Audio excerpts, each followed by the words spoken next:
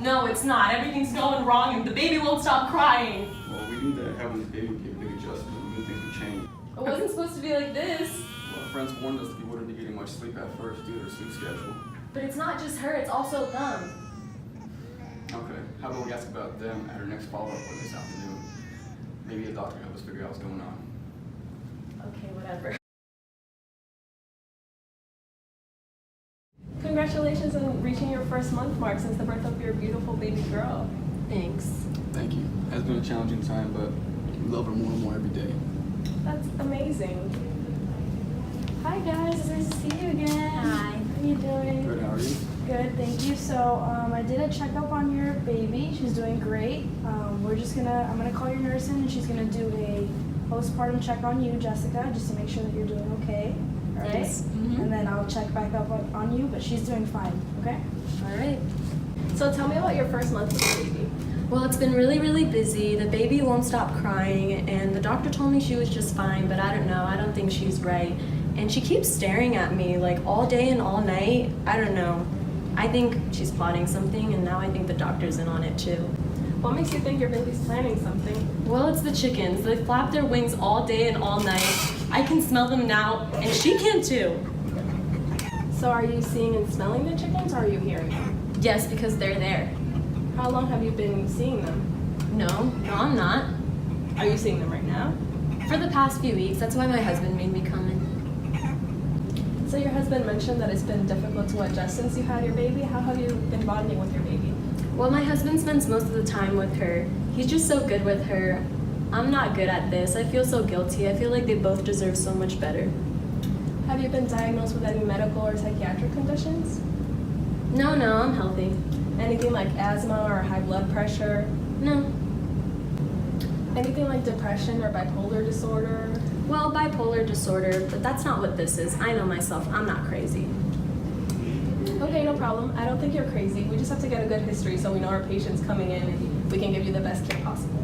Yeah, that makes sense. How long have you been diagnosed with bipolar disorder? About 2 years ago. Are you on any medications for that? Yeah, lithium.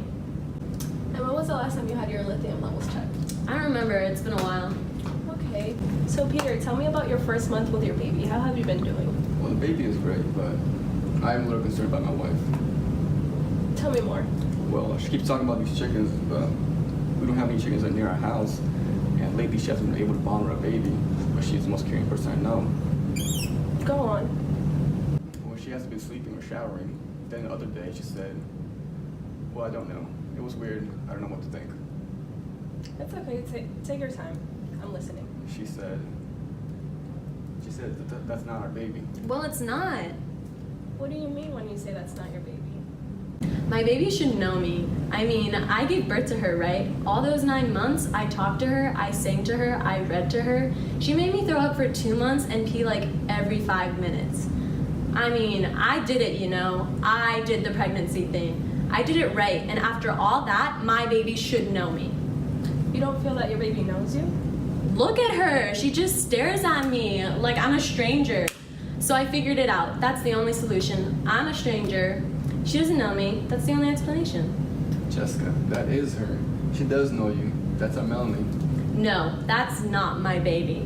My daughter's somewhere else, and they gave me some random baby to take home. So now someone else's child is here, staring, plotting against me. I know the doctors must have planned it. I don't know how else they could have done it. I don't know how he's involved, but she is, and I can tell. So you say this is somebody else's baby instead of yours. How does that make you feel?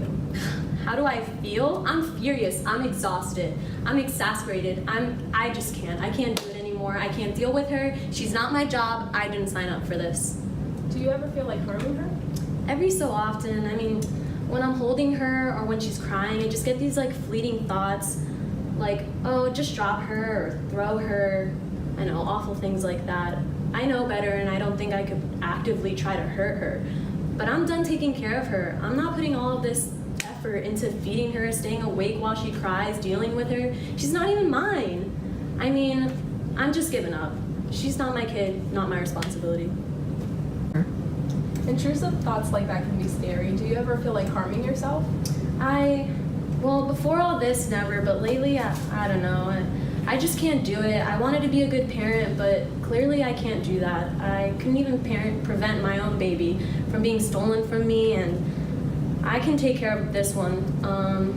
So I just think maybe this family would be better if I wasn't here. It would be better if I just died and left everything behind. Do you have a plan for how you would kill yourself? Not yet. What do you do when you feel this way?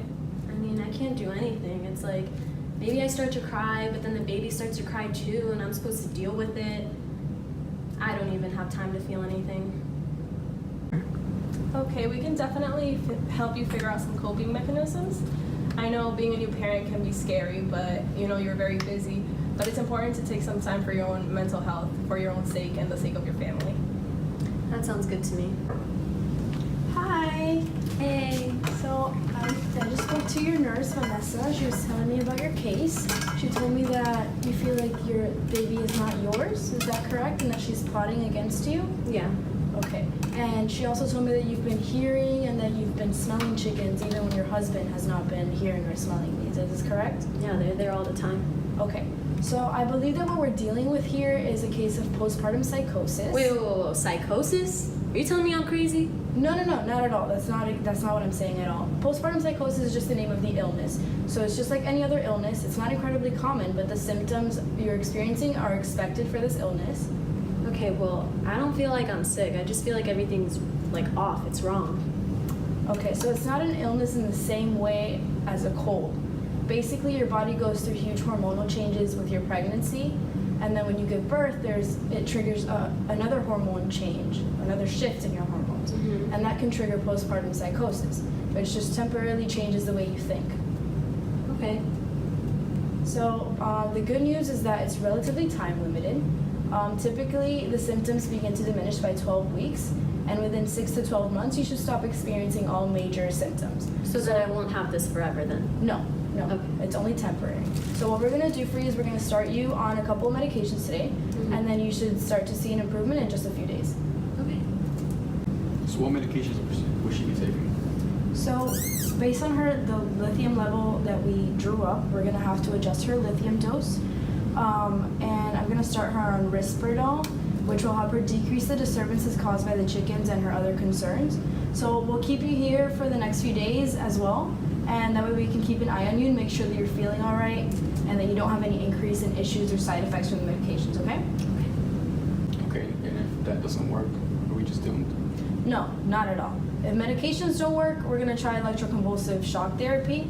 I know it sounds a little bit scary, but it just means that we're going to electromagnetically stimulate your brain, and that way you can just reset the imbalances that are going on right now. Is this gonna happen every time I'm pregnant? No, it's possible, but it's not definitive. It reoccurs in about 31% of pregnant women. Okay. It's also important that while you're taking these medications, you need to take care of yourself. Make sure that you're getting enough sleep. Take some time for yourself, some time to rest, and make sure you're eating well. I know this can be difficult for parents of newborns like yourself, but it'll be really helpful for the both of you. Do the two of you feel that you've adequately understood what's going on? I think so. Okay, any other questions either of you have for me about the condition, your treatment, any next steps, or anything at all? No, I don't think so. Okay, so great. I'm gonna go let Vanessa know that we're finished, and then if you need anything else, just let her or myself know, okay? All right, thanks, Doc.